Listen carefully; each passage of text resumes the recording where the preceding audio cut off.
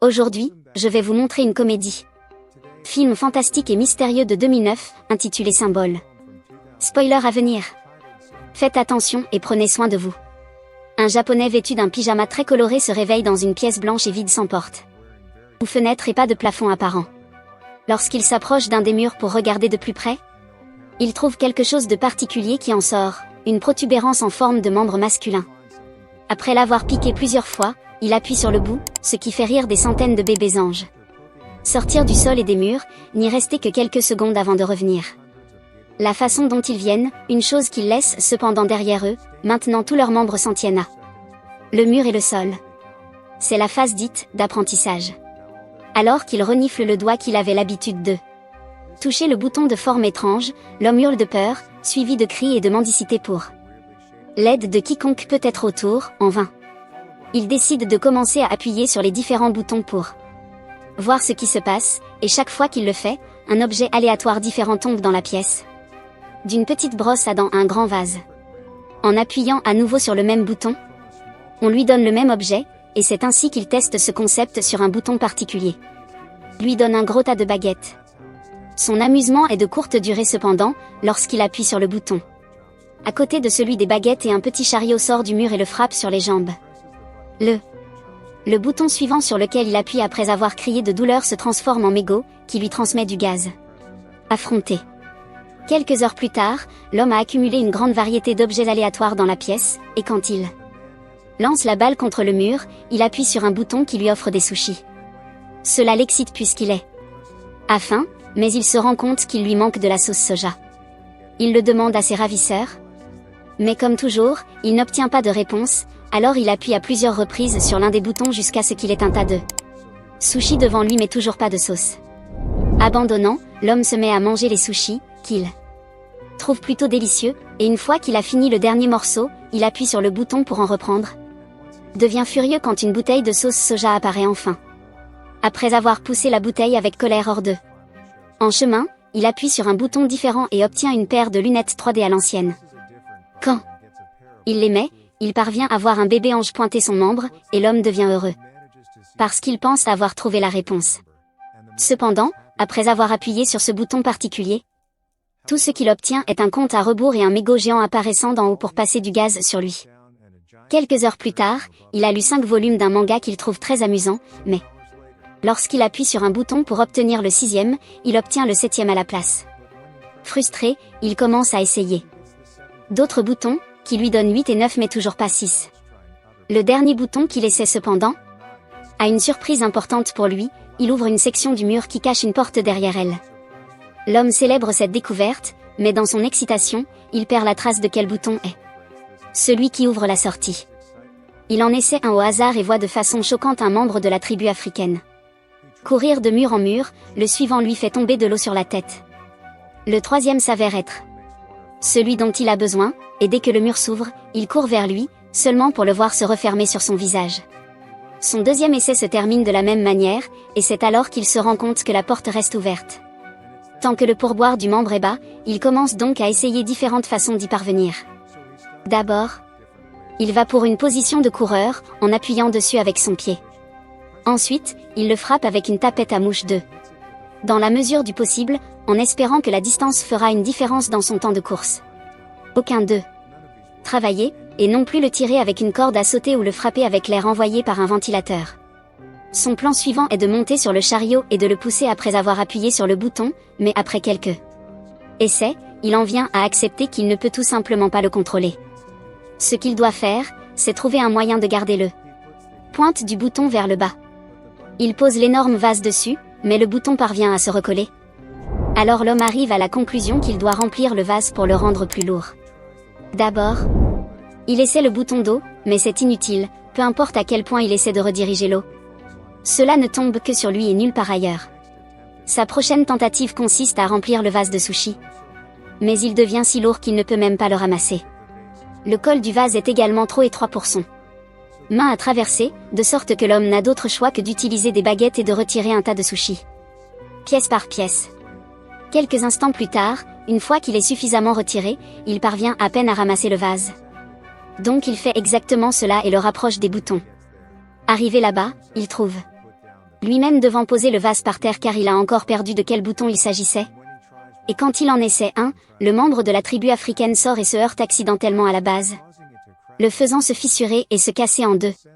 Cela envoie l'homme au bord du gouffre, qui, alors qu'il panique et crie sans arrêt, trouve le bon bouton et commence à le recouvrir de sushi. Ceci, bien sûr, ne fonctionne pas non plus, et le petit membre apparaît parmi le riz. Puis l'homme essaie de couvrir le bouton avec du ruban adhésif, suivi de ruban adhésif et d'une plaque d'acier, mais rien ne fonctionne. Après avoir pris des analgésiques pour faire face à la douleur causée par la porte à chaque fois qu'elle le frappe. Son dos et une sieste aussi, l'homme veut se laver les dents, alors il appuie sur un bouton pour avoir de l'eau. C'était le mauvais bouton cependant, et celui-ci révèle une corde tombant du plafond. Cela améliore instantanément son humeur car cela lui donne une idée pour un nouveau plan, il ouvre la porte. Utilise ensuite la corde pour se balancer à travers la pièce et le faire avant que la porte ne se ferme. Malheureusement, lorsqu'il essaie d'ouvrir la porte derrière le faux mur, il découvre qu'elle est verrouillée.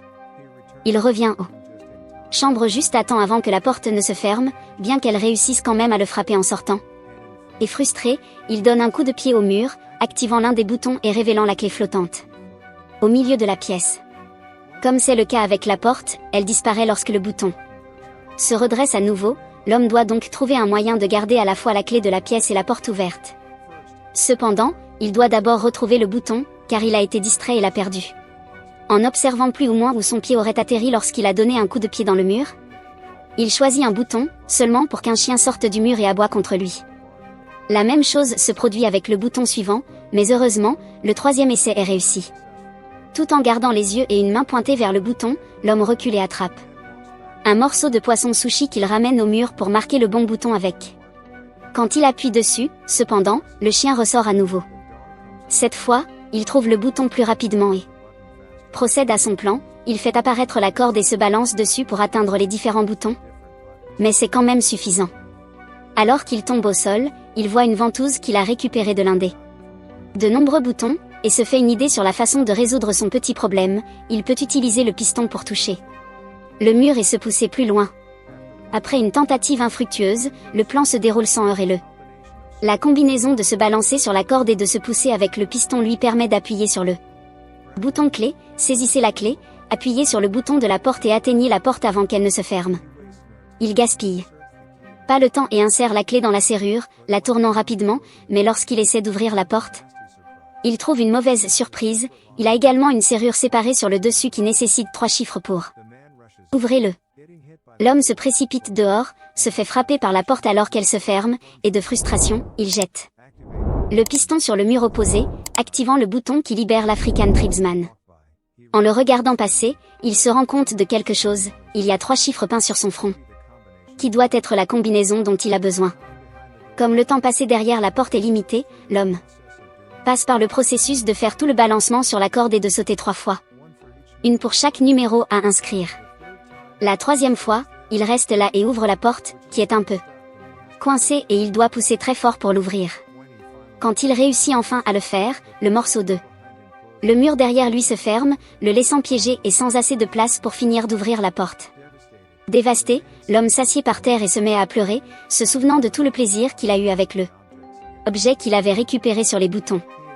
Il y avait été enfermé aussi, mais au moins il avait de la place pour bouger et se divertir, et maintenant il se rend compte qu'il n'a pas apprécié ce qu'il avait tant qu'il le pouvait. Soudain, il sent une brise sur son visage venant du mur de gauche. Dès qu'il le touche, il trouve une fissure qui indique que c'est un faux. Il ne perd pas de temps et ouvre le panneau. Avant de s'enfuir de là, atteignant bientôt un mystérieux couloir flottant dans une zone noire. On a l'impression qu'il passe une éternité à courir vers une sortie, et quand il fait enfin dans une chambre, ses cheveux sont plus longs et les couleurs de son pyjama se sont estompées. Cette salle est également vidée. La porte qu'il utilise se ferme dès qu'il entre, mais au lieu de bébés anges, il y en a ici des adultes qui disparaissent également dans le mur et ne laissent que leurs membres pour être utilisés comme boutons. C'est la phase dite pratique. Pendant ce temps, dans une ville du Mexique, la famille du petit Antonio est inquiet parce que le père, un lutteur connu sous le nom d'Escargoman, se comporte plus taciturnement que d'habitude. Sa femme pense que c'est peut-être parce que ce prochain adversaire est beaucoup plus jeune que lui. Mais le grand-père fait remarquer que ce qui compte, c'est l'expérience, pas la jeunesse. Escargoman est choisi par sa fille sœur Karen sur son camion et elle le conduit au ring de lutte pour qu'il puisse commencer à vous préparer tôt, ce qui comprend changer de vêtements et prier la Vierge. À l'école, Antonio est victime d'intimidation par ses camarades de classe pour avoir parié sur Escargot-Man, le qualifiant de faible perdant. Alors que l'heure du début du match approche, sœur Karen reprend sa camionnette et ramasse Antonio et leur grand-père pour les emmener voir Escargot-Man en action. Karen ne reste pas cependant, et Antonio et son grand-père trouvent quelques-unes des dernières places pour eux-mêmes juste avant le spectacle. Commence. La première équipe qui entre sur le ring sont les Northern Tough Ones, formés par Super Démon et Tequila Joe. Puis Escargot-Man et son partenaire Silver Eagle entrent sous le nom d'équipe.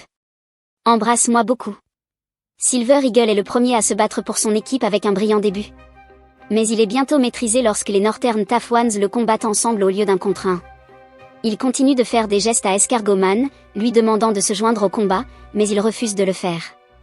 Donc jusqu'à ce que Silver Eagle fasse un tour pour que Super Demon et Tequila Joe se frappent, lui permettant de s'échapper.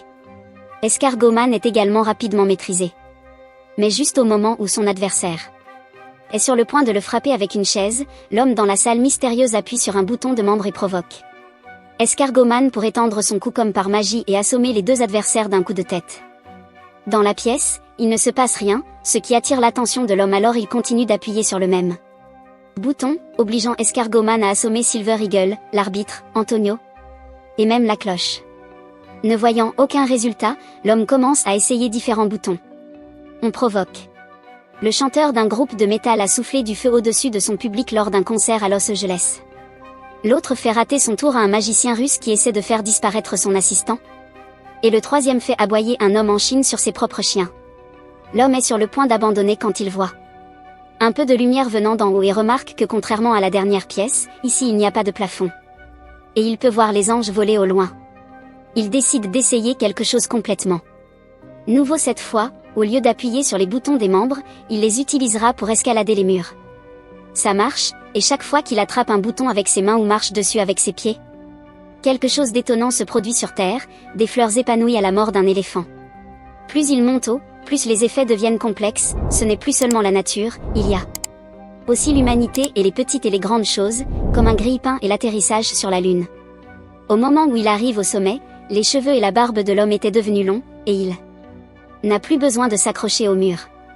Maintenant, il peut aussi flotter, tout comme les anges, et fort de toute son expérience acquise lors de la formation dans les salles précédentes, il assume son rôle de Dieu et commence à choisir exprès les plus grands succès de l'humanité au lieu d'appuyer sur des boutons au hasard. Au moment où il a terminé, il est entouré de plumes au lieu de murs, et il entre dans un portail lumineux qui le mène à la dernière pièce. Celui-ci a les continents sur ses murs et un énorme bouton de membre sur lequel l'homme est sur le point d'appuyer. C'est la phase connue sous le nom de Futur.